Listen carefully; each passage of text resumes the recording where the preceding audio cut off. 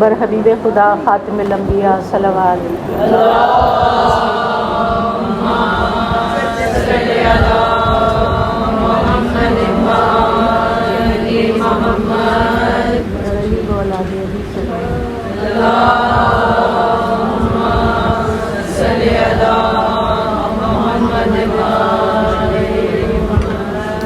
برائے خوشنودی امام زمانہ بلند پر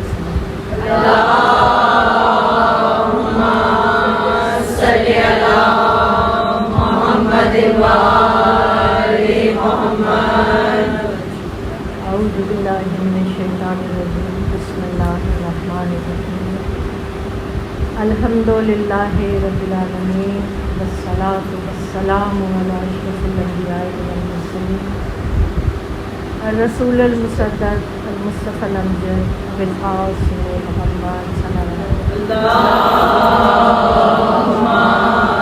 صلی علی محمد وعلی آل بیتہ الطیبین الطاہرین المعصومین المظلومین الذین اذھب اللہ عنہم الرجس وطہرہم تطہیرا۔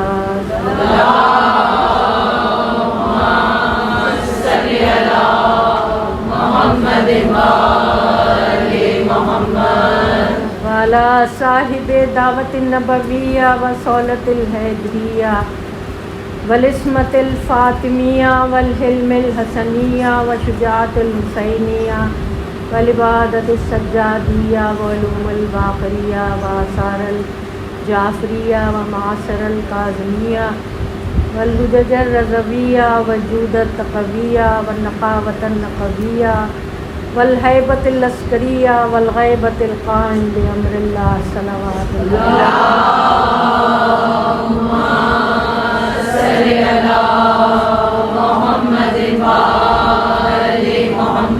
اما بعد فقد قال اللہ تعالی فی محکم کتاب، بسم اللہ الرحمن الرحیم، اقرأ باسم ربک الذی خلق، خلق الانسان من علق، اقرأ وربک الاکرم الذی علم بالقلم، علم الانسان ما لم یعلم۔ صلوات اللہ۔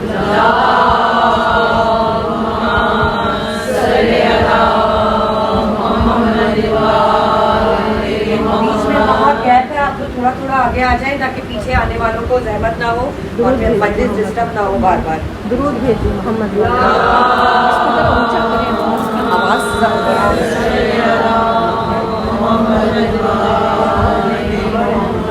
تمام تعریفیں رب کائنات کے لیے جو اس کائنات کا پیدا کرنے والا اور پالنے والا ہے، جس کے قبضہ قدرت میں میری اور آپ کی جان ہے، جس کے حضور حاضر ہو کر ہمیں اپنے اعمال کا حساب دینا ہے، اور تمام تر درود و سلام محمد و آل محمد کے لیے۔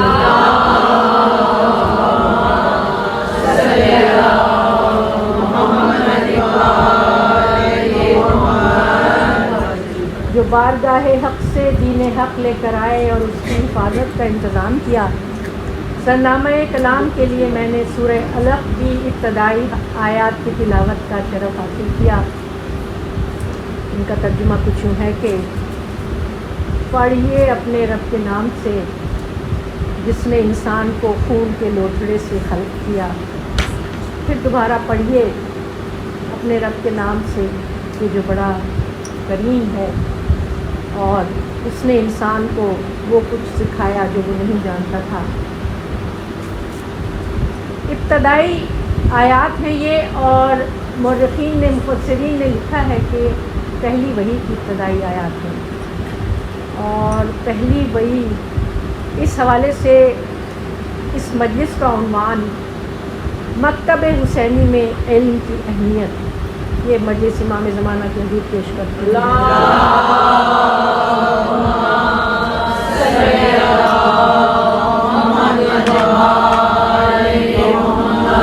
مکتب حسینی میں علم کی اہمیت کا اندازہ اسی بات سے لگایا جا سکتا ہے کہ صاحب خانہ نے اتنا اہتمام کیا، اتنا انتظام کیا، آپ سب کو یہاں بلایا، مدعو کیا، اور ایک طرح سے ایک یونیورسٹی قائم کی ڈیڑھ دو گھنٹے کے لیے ایک ایسی یونیورسٹی قائم کی کہ جس کے ذریعے سے علوم اہل بیت آپ تک پہنچے، کہ جس کے ذریعے سے علوم قرآن کی روشنی آپ تک پہنچے، اور جس کے ذریعے سے وہ شہادت عظمیٰ جس کی یاد منائی جا رہی ہے، جس کے لیے سوگ منایا جا رہا ہے، اس کے واقعات آپ تک پہنچیں اور آپ کے شعور میں اضافہ ہو، ہمارے شعور میں، ہمارے علم میں اضافہ ہو، ہماری آگہی میں اضافہ ہو، شرف انسانیت میں اضافہ ہو۔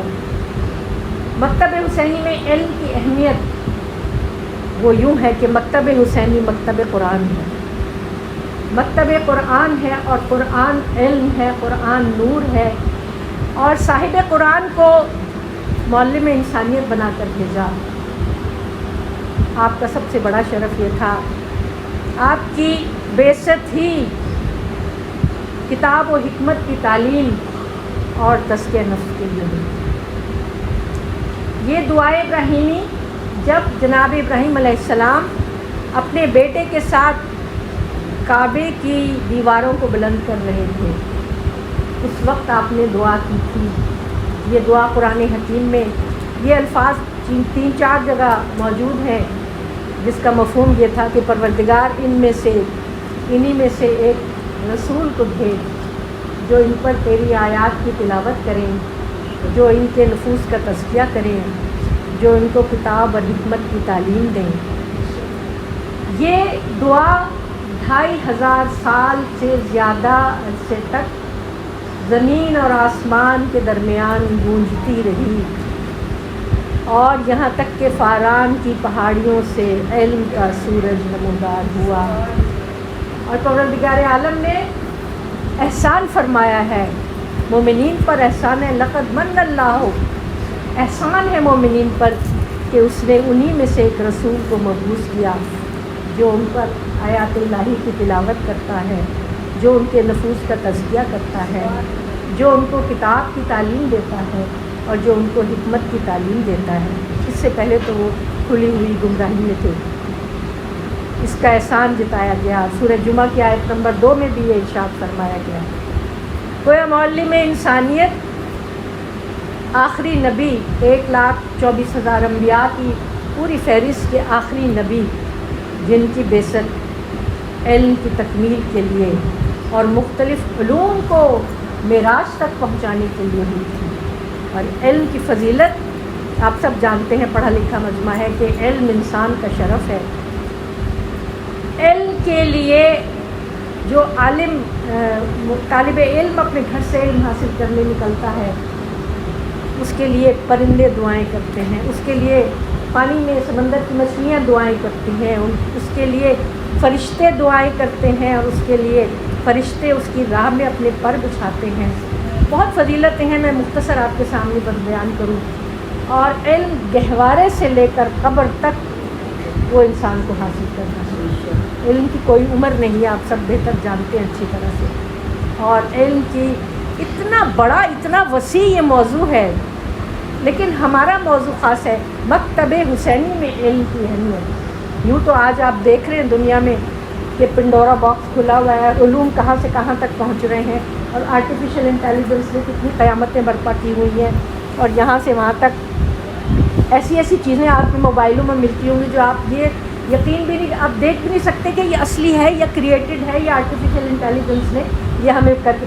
اس سے بہت زیادہ دجل و فریب کا بھی امکان ہے، اس سے بہت زیادہ دھوکہ فریب کا بھی امکان ہے۔ ہمارا موضوع ہے مکتب حسینی میں علم کی اہمیت، جس میں صرف فائدہ ہی فائدہ ہو، علم کا فائدہ ہی فائدہ ہو۔ یاد رکھیے علم کی 2 قسمیں ہیں، علم نافع اور علم غیر نافع۔ وہ علم جو مفید ہے اور وہ علم جو نقصان دہ ہے۔ سب علوم مفید نہیں ہیں، یہ بھی یاد رکھیے، کچھ علوم ایسے ہیں جو نقصان دہ ہیں اور ان سے منع فرمایا گیا ہے۔ ہم تو بہت خوش نصیب ہیں کہ ہمارے لیے وہ مکتب کھلا ہوا ہے کہ جہاں فائدہ ہی فائدہ ہے۔ ہمیں چن چن کر موتیوں کی طرح سے ہار پہنائے گئے ہیں، ہمیں ہر قسم کے نقصان سے دور رکھا گیا ہے، ہمیں آگاہ کر دیا گیا ہے، شعوری طور پر ہمیں اس حوالے سے بیدار کر دیا گیا ہے کہ ہر ایک کے پیچھے مت جانا، اور غیر عالم کی پیروی مت کرنا، علماء سوء کی پیروی مت کرنا، آباء و اجداد کی اندھی تقلید مت کرنا، اور جاہلوں کے پیچھے مت جانا اور کسی کی چمک دمک سے معروف مت ہونا۔ آج آپ دیکھ رہے ہیں دنیا میں لگتا ہے کہ زمین نے اپنے چہرے اپنے منہ پہ سے ساری مہر نکال دی، ہٹا دی، اور جو جو علوم اس کے سینے میں ہے وہ ابھر کر ہمارے سامنے آ رہے ہیں۔ ہاں نا، آخری قائم کا زمانہ آنے والا ہے، اور امام نے فرمایا تھا کہ علم اگر 27 درجے ہے تو ہمارے زمانے تک صرف 2 درجے کھلا ہے، بقیہ 25 درجے ہمارے قائم کے زمانے میں کھلے گا۔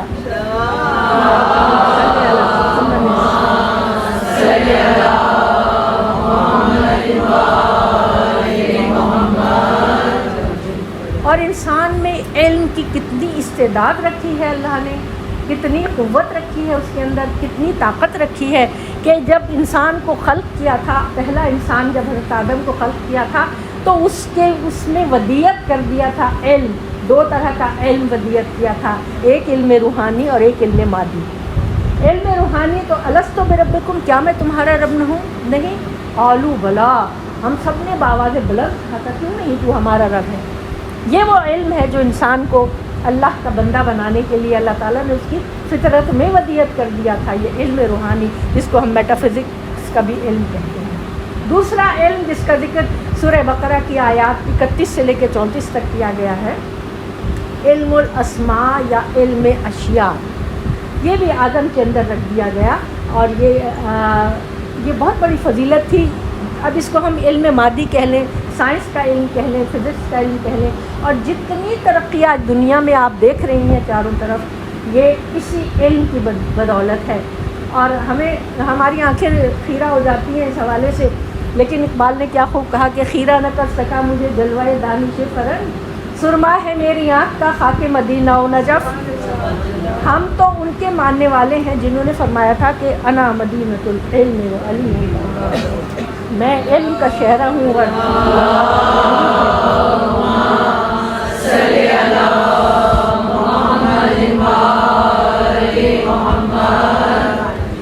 قرآن قلب ختمی مرتبہ صلی اللہ علیہ وآلہ وسلم پر اترا، اور قرآن علم ہے، درود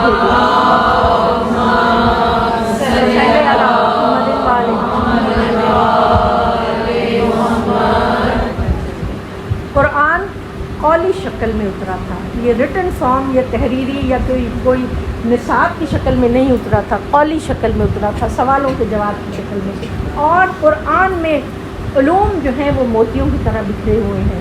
اب یہ میرا اور آپ کا فرض ہے کہ ان میں سے ہم وہ موتی تلاش کریں، اور ان میں سے ہم دیکھیں کہ کتنے علوم ہیں جو قرآن میں پھیلے ہوئے ہیں۔ علم روحانیت ہے، اور کہیں قرآن نے انسان کے قلب کو خطاب کیا ہے، کہیں انسان کے دماغ کو خطاب کیا ہے، کہیں انسان کی روح کو خطاب کیا ہے، کہیں انسان کی نفسیات کو خطاب کیا ہے، کہیں انسان کے جذبات کو خطاب کیا ہے۔ گویا انسان جتنی پیچیدہ مخلوق ہے، پروردگار عالم کی جتنی پیچیدہ مخلوق ہے کہ آج تک انسان کو مکمل طور پہ کوئی نہیں سمجھ پایا، اللہ تعالیٰ نے ناز کیا ہے اس کی تخلیق کے، کہ تبارک اللہ احسن الخالقین، کہ کتنا بہترین، وہ کتنا مبارک ہے وہ خلق کرنے والا۔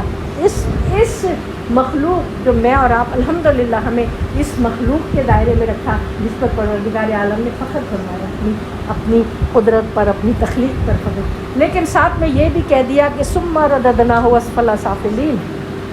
اب یہ کس وجہ سے ہوتا ہے؟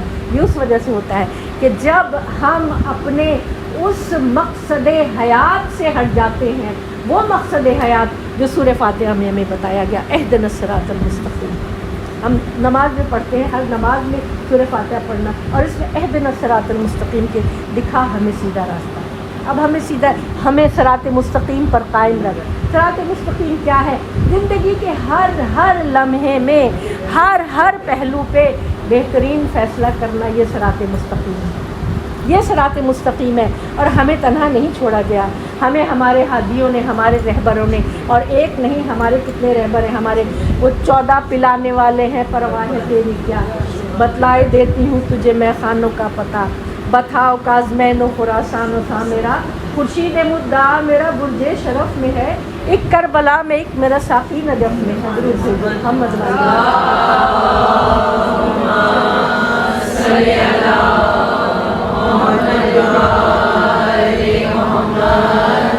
علم نافع اور علم غیر نافع، بہت ضرورت ہے اس بات کی کہ ہم اس کو غور سے سمجھیں اور اب جو بھی حاصل کرنے جائیں زندگی کے ہر لمحے میں اس میں یہ خیال رہے کہ علم نافع کیا ہے، علم غیر نافع کیا ہے. کیا یہ علم اہل بیت نے ہمیں سکھایا ہے؟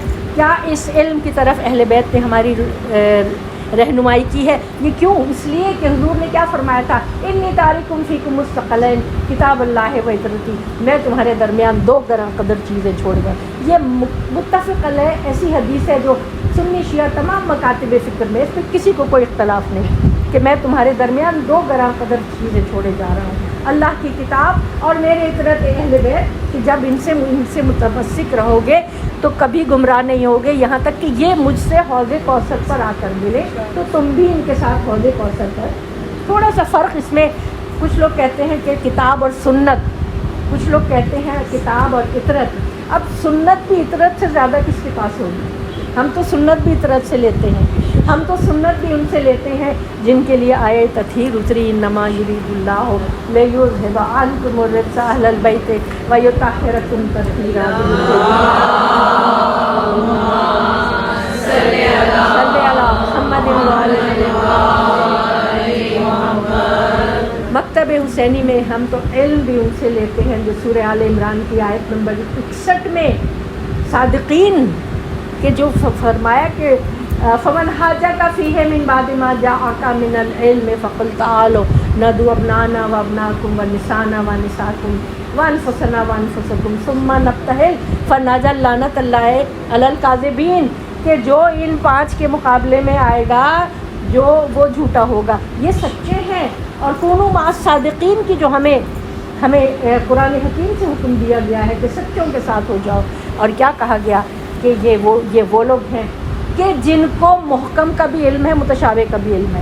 اب یہ قرآن حکیم کی تفہیم قرآن کی کچھ بحثیں ہیں جس میں محکم اور متشابہ ہے، کہ فرمایا گیا کہ کچھ آیات محکم ہیں، کچھ متشابہ ہیں، اور جن لوگوں کے دلوں میں مرض ہے وہ متشابہات کے پیچھے پڑے رہتے ہیں اور ان کا علم صرف اللہ کو ہے، یا راسخون فی العلم سورہ آل عمران کی آیت نمبر 7، یا اللہ کو ہے یا راسخون فی العلم کو. کون ہے وہ راسخون فی العلم؟ وہی ہے راسخون فی العلم جن سے ہم علم حاصل کرتے ہیں، جو مکتب اہل بیت کے معلمین ہیں، جن سے علم حاصل کرنے کے لیے الحمدللہ یہ 2 مہینے 8 دن تو ہم لوگ دن رات ایک طرح سے ہمارا کریش پروگرام ہوتا ہے جس میں ہم جو ہمارا بھولا ہوا سبق ہے اس کو ہم یاد کرتے ہیں. چیزیں دہرائی جاتی ہیں، واقعات دہرائے جاتے ہیں، قرآنی آیات دہرائی جاتی ہیں، روایات دہرائی جاتی ہیں، اہل بیت اطہار کی سیرت طیبہ کی باتیں دہرائی جاتی ہیں، اور قرآن کے آئینے میں ان کی سیرت کو دیکھنا یہ ہمیں یاد دلایا جاتا ہے، یہ یاد دلایا جاتا ہے. اور یہی برکت ہے ان مجلسوں کی. یہ اوپن یونیورسٹی جو سلیمان کربلا نے قائم کی، جن کو بی بی زینب نے قائم کیا ہے سب سے پہلے، یہ مجلس کی بنیاد بی بی نے رکھی ہے. اور آج ابھی میں مصائب کی منزل پر نہیں، آج ان کے بچوں کی ہمیں پرسہ دینا ہے. اور شہزادی زینب کے علم کا کیا کہنا، اور اہل بیت کے علم کا کیا کہنا. اور یہ وہ لوگ تھے کہ اپنے زمانے کے سب سے زیادہ اعلیٰ درجے پر علم کے فائز ہوا کرتے تھے اپنے زمانے میں. یہ ہمارا دور عصمت جو ہے وہ کوئی صرف 23 سال میں نہیں کہ جب حضور ختمی مرتبت کی آنکھ بند ہوئی تو دنیا سے جو ہے کہتے کہ بھائی اب ختم ہو گیا. ٹھیک ہے، وہیں کا سلسلہ ضرور منقطع ہو گیا تھا، لیکن ہمارا دور عصمت تو 250 سال تک ہے. 250 سال تک ہمارے معصومین جو آتے رہے غیبت صغریٰ سے غیبت کبریٰ تک، اس وقت تک 11 معصومین نے اور بی بی سیدہ سلام اللہ علیہا نے اپنے علم کے ذریعے جو روشنی پھیلائی تھی. دشمن اسی سے تو خائف تھے، ورنہ یہ بوریہ نشین، ورنہ یہ بنی امیہ اور بنی عباس کی حکومتوں نے کبھی بھی آنے نہیں دیا نا تخت و تاج کی طرف. ہم وہ تو سب جانتے ہیں کہ کربلا کس لیے ہوئی تھی اور کیا ہوا تھا، کہ بیعت نہیں کی تھی نا. بیعت کیسے کرتے، کیوں کرتے، فاسق و فاجر کی بیعت کیوں کرتے، جب کہ یہ علم رسول کے حامل ہیں، یہ وارث قرآن ہے، یہ وارث شریعت ہے، یہ دین کی بنیاد ہے، یہ کلمے کی بنیاد ہے. تو بیعت کیسے کرتے؟ بیعت تو نہیں کی نا. اور اس بیعت نہ کرنے کی وجہ سے جو سانحہ رونما ہوا، قیامت تک انسانیت اس کے اوپر روتی رہے گی. لیکن اسی کے صدقے میں مجھے اور آپ کو علم ملتا ہے, اسی کے صدقے میں ہم مجلسیں برپا کرتے ہیں, اسی کے صدقے میں 1400 سال گزر گئے ہیں. کوئی دنیا میں قوم ایسی نہیں ہے کہ جس کا چھوٹا سا بچہ بھی جب آنکھ کھولتا ہے تو وہ حسین حسین کرتا ہے, اور جس کی تربیت میں, جس کی گھٹی میں, جس کے اٹھنے بیٹھنے میں مجلسوں کا نور شامل ہے, علم اہل بیت شامل ہے, اس کے کانوں میں باتیں پڑتی رہتی ہیں. اور آج کل کے زمانے میں چاہے جتنی بھی آپ دیکھیں جلغار ہو چاروں طرف سے سوشل میڈیا کی یا اس کی, لیکن ہمارے اور آپ کے بچے الحمدللہ منسلک ہیں فرش ازا سے, منسلک ہیں, جانتے ہیں کس خاندان سے ان کا تعلق ہے, کس خاندان کی باتیں وہ سنتے ہیں, اور کس طرح قرآن اور اہل بیت ایک دوسرے کے ساتھ یوں جڑے ہوئے ہیں جہاں تک کہ حوض کوثر پر جا کر ملیں گے. اور ہم الحمدللہ قرآن سے بھی اپنا واسطہ رکھتے ہیں, اہل بیت سے بھی اپنا واسطہ رکھتے ہیں. واعتصموا بحبل اللہ جمیعا ولا تفرقوا, اللہ کی رسی کو مضبوطی سے تھام کر رکھو اور باہم تفرقہ نہ ڈالو. یہ اللہ کی رسی کیا ہے؟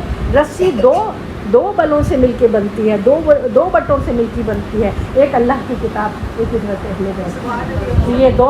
یہ دونوں ہمارے لیے, ایک ہمارے لیے اگر ٹیکسٹ ہے تو دوسرا عملی نمونہ ہے, ہمارے سامنے ہے. قرآن کی ہر آیت کی عملی تفسیر جو ہے وہ ہمیں کر کے دکھائی گئی ہے, عملی تفسیر کر کے, جس کے لیے میرے مولا صاحب منبر سلونی حضرت علی کرم اللہ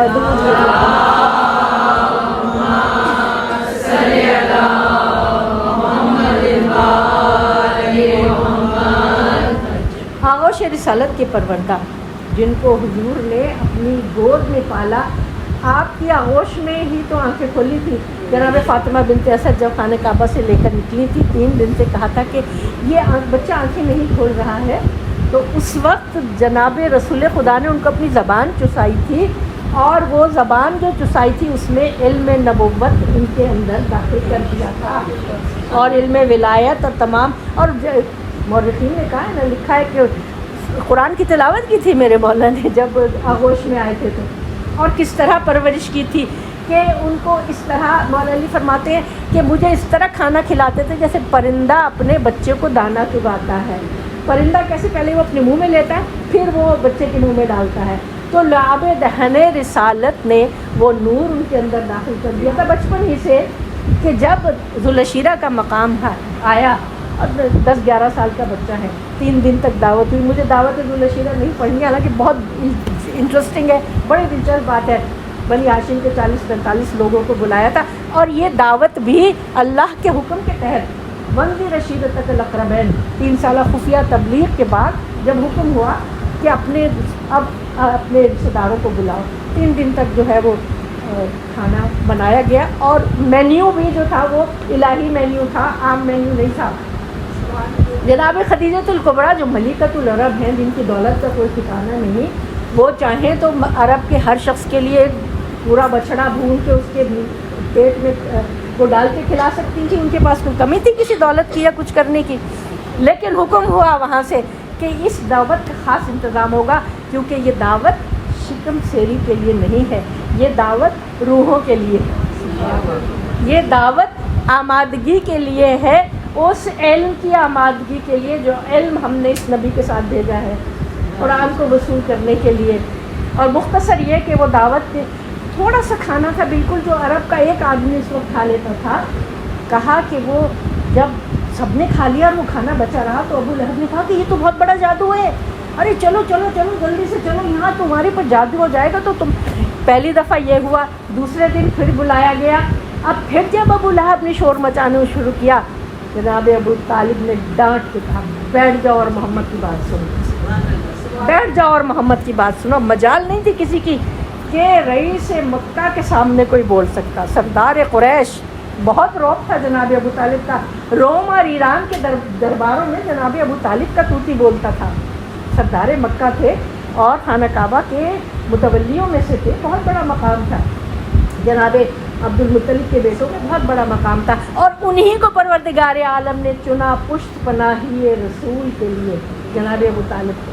اور پھر حضور نے جب فرمایا اور کہ اپنے دیکھو میں اللہ کا رسول ہوں اور مجھ پر وحی نازل ہوئی ہے, کون ہے جو قولوا لا الہ, میں اپنے الفاظ میں بیان کر رہی ہوں, قولوا لا الہ الا اللہ کے اس प्रोग्राम में कौन है जो मेरा साथ देगा? तो वही बच्चा जिसने इल्म नबूवत बचपने से अपने अंदर उतारा था, वो खड़ा हो गया और कहा या रसूल अल्लाह, मैं आपके, अगरचे कि मैं छोटा हूँ, मेरी टांगें पतली हैं, अब मैं 30 साल छोटे थे हुजूर से मौला जी, मैं आपकी मदद करूँगा। उसी वक्त आपने फरमा दिया था कि ये मेरा वसी होगा, ये मेरा खलीफा होगा, ये मेरा वली होगा। नाराए हैदरी, हैदरी,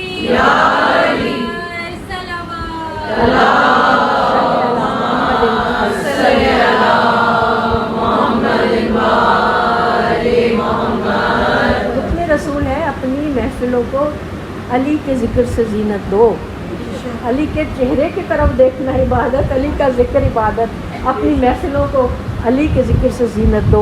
और क्या फरमाया था? अली माल कुरान और कुरान मा अली, अली माल हक़ और हक़ मा अली। बड़ी अजीब गरीब दुआ जो गदीर खुम में फरमाया था, बड़ी दुआ है। मैं पूरा वाक़या बयान नहीं करूँगी, लेकिन क्या फरमाया था कि आखिर में जब दुआ की थी कि या अल्लाह, हक़ को उधर फेर दे जिधर अली मुड़े।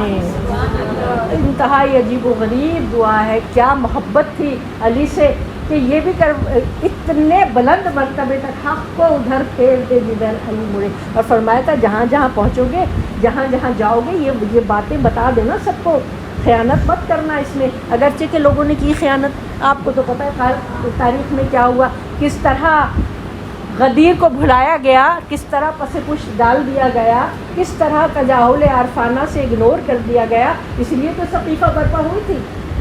इसलिए हुक्म है कि देखो, अज़ादारी को बहुत अहमियत देना। ऐसा ना हो कि गदीर की तरह अगर इसे पसे पुष्ट डाल दिया जाए। अगर गदीर को याद रखे तो करबला ना होती।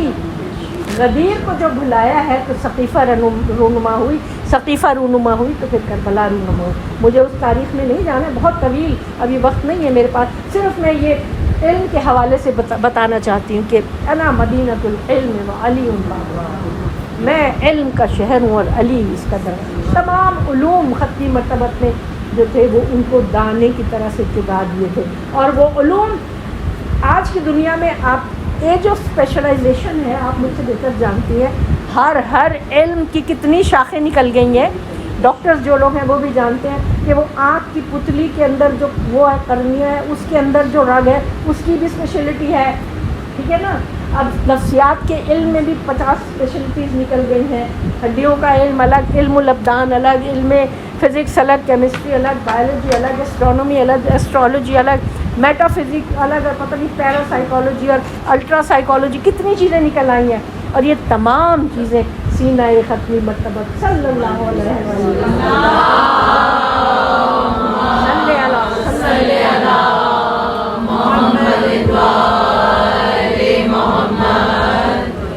पूछ लो जो पूछना है। हयात ख़त्मी मर्तबत में मौला अली ने नहीं कहा सलूनी सलूनी क़ब्लन तफ़क़ुदूनी, इतना वो था अदब, एहतराम। भाई इल्म का शहर मौजूद है, मैं इल्म का शहर हूँ और अली इसका दरवाज़ा है। गोया इस शहर में तमाम उलूम हैं, लेकिन अली के दरवाज़े से आओगे तो तुम्हें इल्म नाफ़े मिलेगा। इल्म नाफ़े मिलेगा जो तुम्हारी इतनी ये ज़िंदगी में जितनी कन्फ्यूजन है सुबह से शाम तक, वो तुम्हें वहाँ से निकाल देंगे। फरमाया था कि अगर 1-2 वादियाँ हैं और एक वादी में तुम देखो कि पूरी खिलकत जा रही है और एक वादी में सिर्फ अली जा रहे हैं, तो तुम अली के पीछे जाना, कभी तुम्हें गुमराह नहीं होने देंगे, कभी तुम्हें गुमराह नहीं होने देंगे। तो हम तो उन्हीं का दामन थामे हुए हैं और हम बाबे मदीनतुल इल्म के सदक़े से जाकर खैरात मांगते हैं इल्म की कि मौला इल्म की खैरात दे दीजिए, हमें अता फरमा दीजिए। रब्ब इश्रह ली सदरी व यस्सिर ली अमरी वाहलुल उक़दतम मिन लिसानी यफ़क़हू क़ौली, शरह सद्र कीजिए ताकि इल्म का ख़जाना मौला अली अपनी बारगाह से मुझे और आपको अता करें, हमारे उलूम में इजाफ़ा करें। और जो आने वाले वक्त में उलूम खुलने वाले हैं उनके लिए भी हमें तैयार करें, और हमें ऐसे तैयार करें कि हम उन उलूम के नुकसान से महफूज रहें। याद रखिए ये जो AI आर्टिफिशियल इंटेलिजेंस वगैरह है, ये जहाँ मुफीद है यहाँ बहुत नुकसानदेह भी है। मकतब अहले बैत से वाबस्ता रहिए, मौला अली का दामन थाम के रहिए, तो इंशाल्लाह ये उलूम नुकसान नहीं पहुँचाएंगे। ये पैगाम अपने बच्चों को भी दे दीजिए, क्योंकि आजकल बच्चे माशाल्लाह इतने मरूब हैं مغربی تعلیم سے اور اتنی زیادہ یہ ساری جو ٹیکنالوجی کی ترقیوں سے کہ وہ مجھے اور آپ کو تو سمجھتے ہیں امی آپ کو تو کچھ پتہ ہی نہیں ہے نا، لیکن ان کو بس اتنا بتا دیجئے کہ یہ علوم تمہیں نقصان دے سکتے ہیں اگر تم نے انہیں اہل بیت کے در سے نہ لیا۔ یہ تو ہمارے لیے اتنا بڑا پروردگار عالم کا احسان ہے کہ ہمیں اس فرش سے وابستہ رکھا ہے، ہمیں اس مکتب سے وابستہ رکھا ہے۔ تو جو مولا علی نے اپنے خلفاء کے زمانے میں بھی کیا ہوتا تھا آپ کو سب کو پتہ ہے، علم سے متعلق جتنے بھی سوالات آتے تھے وہ مولا علی کی طرف لوٹائے جاتے تھے۔ آپ مسجد کوفہ میں جاتی ہیں، آپ وہاں دیکھتی ہیں مقام تشت ہے جہاں 2 رکعت نماز پڑھتے ہیں، وہ واقعہ میں اکثر دہراتی ہوں، کس طرح مولا علی نے ایک بچی کے لیے جو تھی اس کی اتنی مشکل پیدا ہو گئی تھی وہاں کہ وہ بچی ایک لڑکی جوان بیچاری، اور سب کو آپ کو پتہ ہوگا یقیناً، مختصر بتاؤں کہ اس کا پیٹ بڑھنے لگا اور یہ شک ظاہر ہوا کہ وہ پریگننٹ ہے، حالانکہ وہ پاکیزہ پاک ہماری بچی تھی۔ تو مولا کے پاس جب وہ بات پہنچی تو مولا نے کہا اچھا اس کو، مولا نے برف منگائی اور ایک تشت میں، اسی لیے اسے مقام تشت کہتے ہیں، اس پہ برف رکھی اور بچی کو کہا کہ اس پہ بٹھا دو اس کو۔ وہ وہاں جب بیٹھی تو اس کے اندر سے اتنا بڑا سانپ نکلا باہر، اور پتہ یہ چلا کہ وہ کوئی تیر رہی تھی کسی تالاب میں، تو کوئی سانپ کا بچہ اس کے جسم کے اندر داخل ہو گیا، اور جو رحم میں پرورش پانے لگا، جیسے جیسے بڑا ہوا تو لوگ سمجھے کہ یہ پریگننٹ ہے۔ آج تک وہ فیصلہ میرا مولا کا ایسا محفوظ ہے، آپ مسجد کوفہ جاتے ہیں تو مقام تشت پہ 2 رکعت نماز پڑھتے ہیں، اور یہ بات کہ علم اتنا تھا ان کا، یہ تو فزیولوجی کا علم ہے نا، میڈیکل سائنس گائنیکالوجی کا علم ہے۔ اور قرآن حکیم میں جو ہم نے انسان کو ایک لوتھڑے سے پیدا کیا، وہ پہلے مضغہ تھا، پہلے وہ، اس کے بعد وہ لوتھڑا بنا، اس کے بعد یہ ہوا، وہ جو مدارج ہیں انسان کی تخلیق کے، اس وقت تو کوئی مائکروسکوپ نہیں تھی، اس وقت تو کوئی الٹرا ساؤنڈ نہیں تھا، اس وقت تو کوئی ایسی چیز نہیں تھی، تو یہ علم قرآن نے کیسے انسان کو دیا۔ اور بعد میں بھی بس اب یہاں میرے پاس وقت ختم ہے، لیکن اس علم کی جو ترقی ہوئی ہے جو مسلمانوں نے کی ہے، وہ میرے 5ویں اور 6ٹھے امام جعفر صادق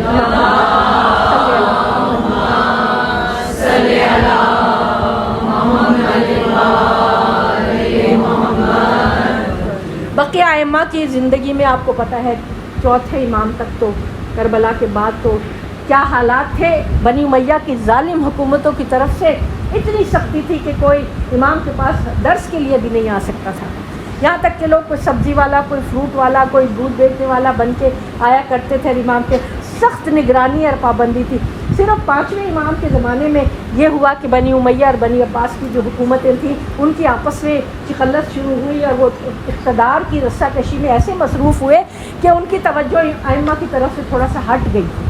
تو پھر آپ نے اس انٹرنیشنل یونیورسٹی کی بنیاد ڈالی میرے مولا نے، 5ویں امام نے، جس کا نصاب صحیفہ سجادیہ میں دعاؤں کی شکل میں سامنے آ چکا تھا، دعاؤں کی شکل میں تعلیم دی تھی، ایک ایک دعا جس کے آپ under in between the lines آپ پڑھیں تو دیکھیں ہر ہدایت ان دعاؤں میں موجود ہے، وہ نصاب موجود تھا۔ 5ویں امام نے وہ اوپن یونیورسٹی جامعۃ اہل بیت قائم کی، اس میں تمام لوگ آ کے علم حاصل کرتے تھے، ہندو بھی آتے تھے، عیسائی بھی آتے تھے، یہودی بھی آتے تھے، سنی شیعہ کی کوئی قید نہیں تھی، دہریے بھی آتے تھے، ہر طرح کی بحث کرتے تھے، مباحثہ کرتے تھے، اور تمام علوم سکھائے جاتے تھے، جغرافیہ، تاریخ، علم حدیث، علم قرآن، علم کلام، علم عرفان، علم الابدان، علم منطق، ہر چیز سکھائی جاتی تھی، فلسفہ سب کچھ سکھایا جاتا تھا۔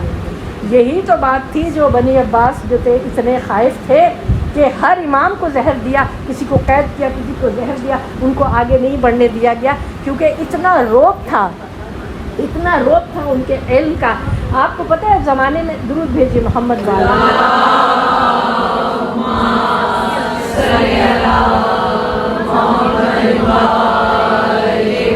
عباسی بادشاہوں نے بازوں میں خود مامون رشید، ہارون رشید کے بارے میں بہت بڑے علم دوست تھے، بڑے سب کچھ تھے، سب سے زیادہ مناظرے انہوں نے کروائے تھے، اور ان کے پیچھے بدنیتی کیا ہوتی تھی، ایک سے بے ایک بڑا عالم یہودیوں کا، عیسائیوں کا بلایا جاتا تھا کہ ان کے ساتھ مناظرے کراؤ، مشکل سوالات ان کے سامنے پیش کرو، تو یہ جب جواب نہیں دے پائیں گے تو ہمیں موقع ملے گا کہ ہم نعوذ باللہ ٹھٹھا اڑائیں گے، ہنسی اڑائیں گے، ہم اپنی برتری ظاہر کریں گے، لیکن کبھی ایسا نہ ہوا۔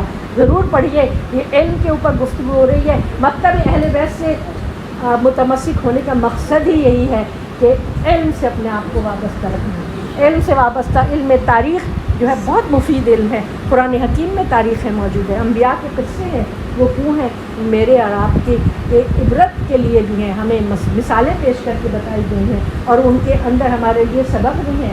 قرآن حکیم میں معاملات کا علم بھی ہے, اخلاقیات کا علم بھی ہے, عقائد کا علم بھی ہے. یہ ساری چیزیں ہیں اور ہمیں اس سے وہ سب کچھ کشید کرنا ہے. بس آپ کے سامنے میں زیادہ وقت نہیں لوں گی. علم کے حوالے سے ائمہ معصومین کے پاس بہت سے لوگ آیا کرتے تھے, خاص طور سے یہودی اور عیسائی تو بہت آتے. یہودیوں کو تو بہت فخر اور تھا, زوم تھا اپنے بیسٹ آف دا بیسٹ ہونے کا, اور عیسائیوں کو بھی یہ تھا کیونکہ وہ ظاہر ہے حضرت عیسیٰ علیہ السلام 571 سال پہلے حضرت عیسیٰ علیہ السلام تھے. بیچ میں زمانے فترت تھا کہ کوئی نبی نہیں تھا. عیسائی ایسا نہیں تھا کہ وہ عالم نہیں تھے, بہت بڑے عالم تھے. اسی لیے تو مباہلہ میں کہہ دیا تھا کہ میں ایسے چہرے دیکھ رہا ہوں کہ اگر یہ پہاڑ کو حکم دیں تو پہاڑ اپنی جگہ سے چلنے لگے. بہت عالم تھے وہ لوگ بھی, لیکن مناظروں کو اور روایات پڑھیں اہل بیت کی جو حیات طیبہ کے متعلق پڑھیں تو آپ دیکھیں گے عیسائیوں اور یہودیوں نے کس طرح مناظروں میں شکست کھائی اور کس طرح شکست کھا کر پھر اسلام قبول کیا ہے. بہت سی موجود ہے. بس ایک آپ کے سامنے واقعہ, ایک یہودی عالم آیا اور مولا علی کسی کہنے لگا کہ یہ بتائیے کہ کون سی چیزیں ہیں, کون سی ایسی مخلوق ہے جو ماں کے پیٹ سے پیدا نہیں. آپ نے فرمایا ناقہ صالح اور عصائے موسیٰ اور حضرت اسماعیل کا مینڈا اور آدم و حوا, یہ دو ہیں جو ماں کے پیٹ سے پیدا نہیں ہوئے. پھر پوچھا اس نے کہ یہ بتائیے کہ زمین و آسمان کے تالے کیا ہیں اور زمین اور آسمان کی کنجیاں کیا. فرمایا زمین اور آسمان کے تالے شرک ہیں اور کنجیاں جو ہیں وہ کلمہ طیبہ لا الہ الا اللہ. پھر کہنے لگا اچھا یہ بتائیے وہ کون سی مخلوق ہے جو نہ جنوں میں ہے نہ انسانوں میں ہے, لیکن اپنے گروہ کو انہوں نے آگاہ کیا تھا ایک فوج سے. وہ کون سی مخلوق؟ سورہ نمل میں اس کا ہے. فرمایا کہ وہ چیونٹی ہے جس نے سلیمان علیہ السلام کی جو فوج آ رہی تھی تو اپنے گروہ سے یہ کہا تھا کہ اب دلوں میں گھس جاؤ, ایسا نہ ہو کہ یہ سلیمان کی فوج تمہیں اپنے پیروں سے رون ڈالے. اچھا پھر کہا کہ اچھا یہ بتائیے کہ 1 سے لے کے 12 تک جو یہ اعداد ہیں آپ کی کتاب کی روشنی میں ان کی کیا اہمیت ہے؟ 1 2 3 4 5 6 7 8 9 10 11 12. مولا نے فرمایا 1 اللہ, 2 آدم اور حوا, 3 مخلوقات جمادات نباتات حیوانات, 4 آسمانی کتابیں, 5 نمازیں, 6 ستت ایام وہ دن جس میں یہ زمین اور آسمان خلق ہوئے, 6 ایام جس میں زمین اور آسمان خلق ہوئے, 7 سبع سماوات 7 آسمان, 8 حاملان عرش جنہوں نے عرش کو اٹھا رکھا ہے, 9 وہ معجزے جو موسیٰ علیہ السلام کو عطا ہوئے, وہ معجزے جو موسیٰ علیہ السلام کو عطا ہوئے تھے, اور 11 برادران یوسف اور 12 مہینے اور 12 امام. 12 مہینوں کا جو اس میں ذکر ہے تو وہ یہودی جو تھا وہ ایمان لے آیا تھا. اب بی بی میرے مولا کی بیٹی جناب زینب جو وارث علم علی ہیں.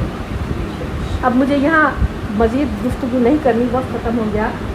میری بیوی نے جب دربار کوفہ, بازار کوفہ, دربار یزید میں جب آپ خطبے فرما رہی تھیں کہ یہ علی بول رہے ہیں, علی, یہ عورت کا لب و لہجہ تو بالکل علی جیسا ہے, یہ تو کہاں سے وہ عالمہ غیر معلمہ یہاں آ کر بھی علم ان کے ساتھ مل جاتا ہے. وہ عالمہ غیر معلمہ جن کو امام نے لقب دیا.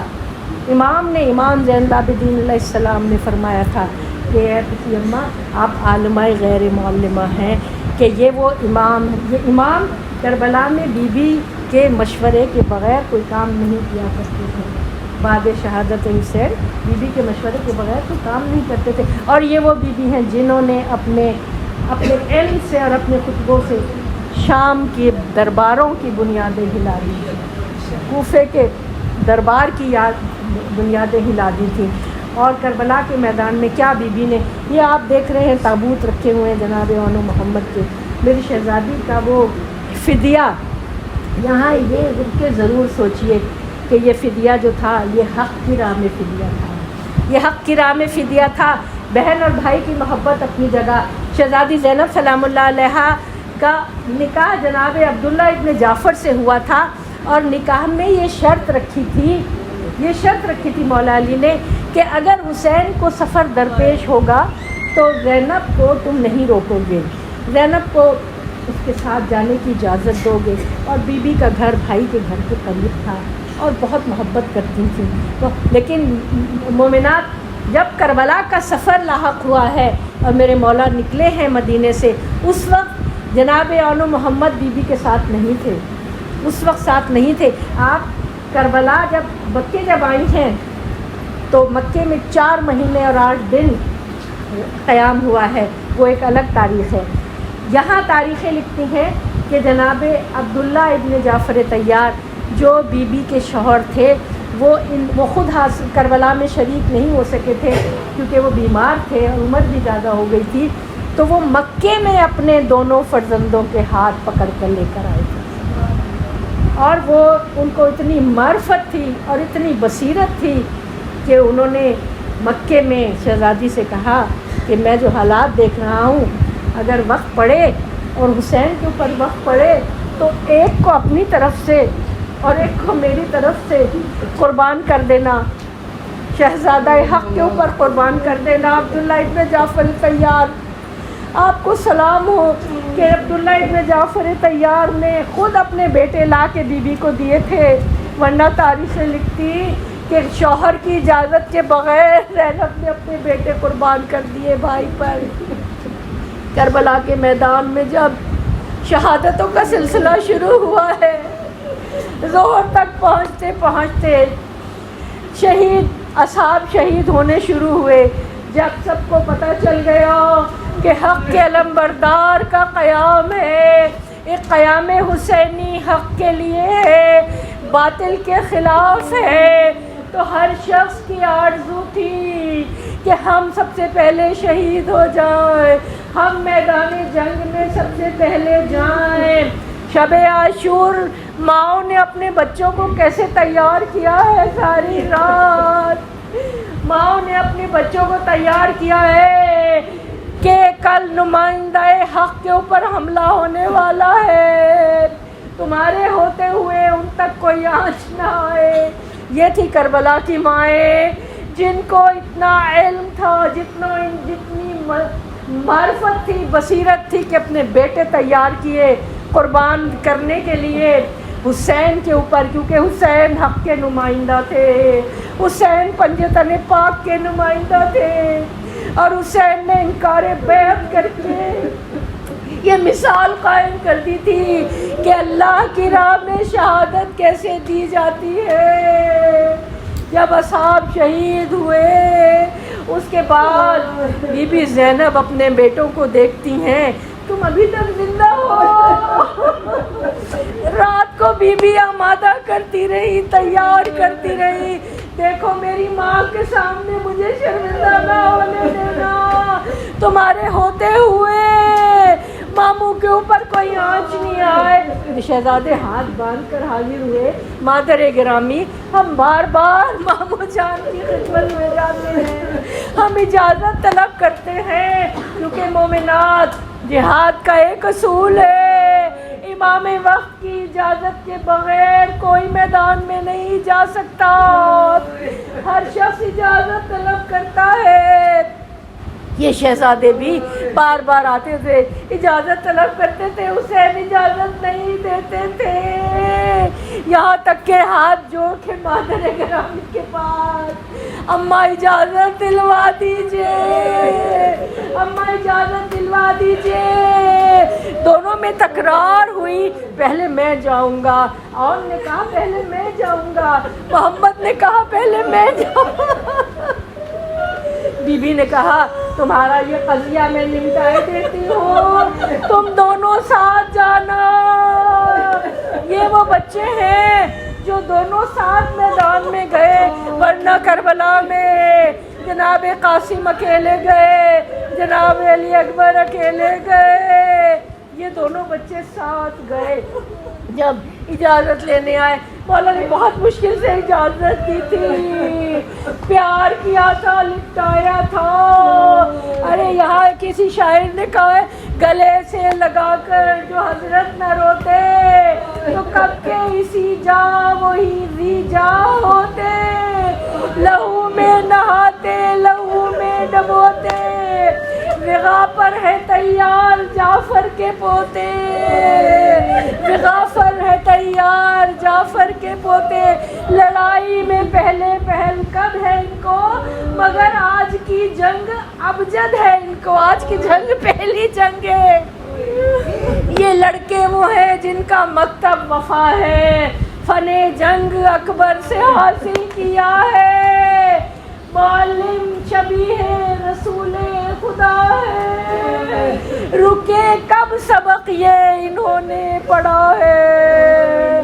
مولا نے اجازت دی، دونوں بھائی رجز پڑھتے ہوئے میدان میں آئے۔ ایک بھائی نے للکارا، میں خدا سے تمہاری شکایت کروں گا کہ تم حق کے خلاف کھڑے ہو کر فرزند رسول پر حملہ کر رہے ہو، دشمنی کر رہے ہو۔ ایک نے کہا، میں جعفر طیار کا پوتا ہوں، میرے دادا کو جنت میں 2 پر ملے ہوئے جس سے وہ پرواز کرتے ہیں، آؤ اور میری شجاعت دیکھو۔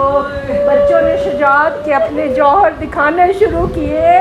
کہا جاتا ہے بہت بڑے بڑے سرداروں کو تہ تیغ کیا، یہاں تک کہ شمر کی فوج نے ان بچوں کو گھیر لیا اور اصول جنگ کے خلاف، جو کہ ایک کے ساتھ ایک کا مقابلہ ہوتا ہے، تمام فوجی ٹوٹ پڑے ان ننھے ننھے بچوں کے اوپر، اور یہ بھائی ایک دوسرے کو آوازیں دے رہے ہیں، میدان جنگ میں ایک دوسرے کو پکار رہے ہیں، بھیا تم کہاں ہو؟ محمد میں یہاں ہوں۔ یہاں تک کہ ایک بھائی کو اتنا زخمی کیا گھوڑے سے نیچے، پھر دوسرا بھائی اس کے پاس دوڑا، دشمنوں نے تیروں کی بوچھاڑ کر دی، زینب کے دونوں شہزادے شہید ہوئے۔ السلام علیکم، سلام بھیجا۔ مولا حسین لاشیں لینے کربلا کے میدان میں جب بچوں کی لاشوں کو لائے، ارے زینب تو سب شہیدوں کا استقبال کرتی تھی، یار میرے مولا کو پوچھنا پڑا زینب کہاں ہے، زینب نظر نہیں آتی۔ میری بیوی کا صبر کہ بیوی اس وقت وہاں موجود نہیں تھی، اپنے صبر کو قائم رکھنے کے لیے مولا نے لا کے لاشیں خیمے میں لٹائے، ایک طرف اون کا لاشا، ایک طرف محمد کا، بیچ میں خود لیٹ گئے۔ کبھی اون کو پیار کرتے ہیں، کبھی محمد کو پیار کرتے ہیں۔ تم تو میرے لشکر کی زینت تھے، تم تو میرے لشکر کی زینت تھے۔ بی بی زینب نے سجدہ شکر ادا کیا۔ کہتے ہیں کہ بازار شام میں جب دربار یزید میں جب سر آئے ہیں تو 2 ننھے ننھے سر ایک طرف رکھے ہوئے تھے۔ شام کی عورتوں نے پوچھا، ارے ان بچوں کی ماں کیا نہیں ہے، ان بچوں کو آغوش میں لینے والا؟ بی بی زینب تڑپ گئی، ایسا نہ کہو، میری آغوش میں میرے بھائی کا سر ہے، یہ میرے فرزند ہے۔ اللہ لعنت اللہ علی القوم الظالمین وسیعلم الذین ظلموا